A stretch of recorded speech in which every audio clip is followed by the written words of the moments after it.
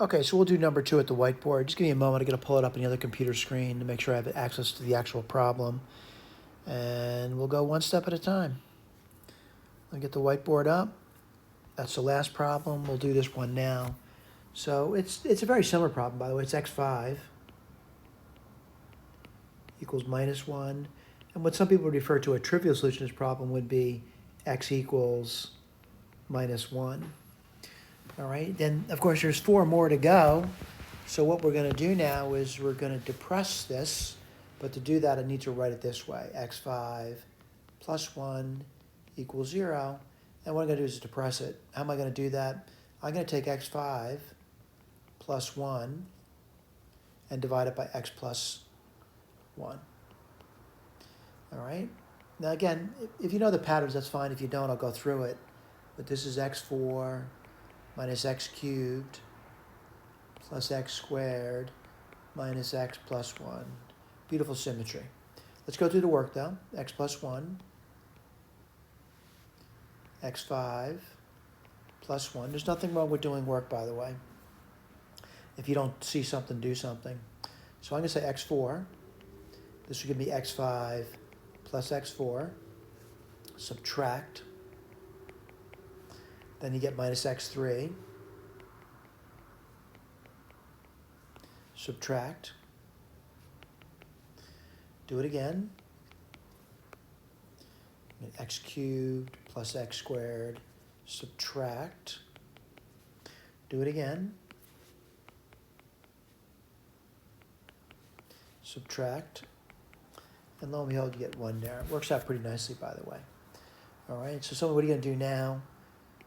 Well, there's only one rational root. The other ones are going to be kind of strange looking. We'll get there. And what we're going to do is what we've done in the past. And let's write this down now. My depressed equation. Beautiful symmetry. And we're going to be doing what we've been doing for a long time now. It's dividing through by x squared. And again, x is not equal to 0, clear as day. So you get x squared minus 1 over x plus 1 minus 1 over, I'm sorry, I made a mistake there. Got to go backwards. Yeah, it's important you look at things and know you made a mistake before going forward. And I said I was dividing through by x squared. I guess I was just being hopeful there.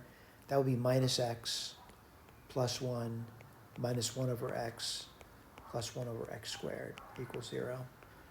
Let's pop it in. X squared plus 1 over x squared. Let's see, minus x plus 1 over x plus 1 equals 0. Recall what we've done in the past. We let y equal x plus 1 over x, and y squared would equal x squared plus 1 over x squared plus 2. Going to put it there, going to put it there. What do you get? You get this. You get y squared plus, not plus, minus. Minus y plus 1 equals 0. Kind of nasty looking, isn't it? So you get y squared minus y minus 1 equals 0. Got to go to the quadratic formula. And y will equal, well, 2, 1, plus or minus, let's see, 1 minus 4 times a times c, so plus 4. So what do you get? Y equals 1 plus or minus root 5 over 2. I want to remind you y is equal to x plus 1 over x. And my goal is to find out the other roots. Again, I know one root, and that's the root I know at this point. There's 4 more to go. All right, let's see if we can do it. And then what I'm going to do is multiply both sides by 2x. And what would you get? You get 1 plus or minus root 5 times x equals 2x squared plus 2. I'm going to rearrange the equation a bit. I'm going to say 0 equals 2x squared minus 1 plus or minus root 5 x plus 2. I'm going to write down the 2 equations now. And what are you going to get?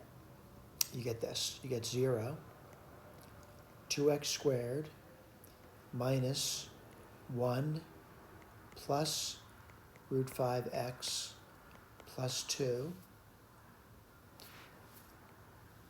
I'll solve that in a moment.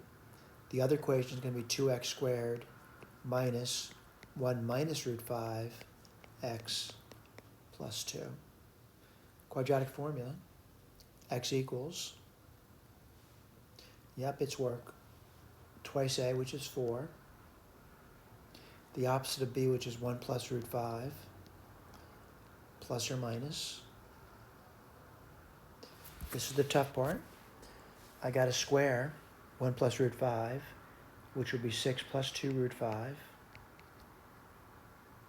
minus 4ac, that's going to be minus 16, so that'll be minus 10 plus 2 root 5. I'm going to factor out a minus 1. You get 10 minus 2 root 5. So this will be I, 10 minus 2 root 5. Yes, I know it's a nested root. I'm not going to unnest it, though. All right, let me get my eraser out. And I got to do the next one now. And what's the next one going to be? It's going to be x equals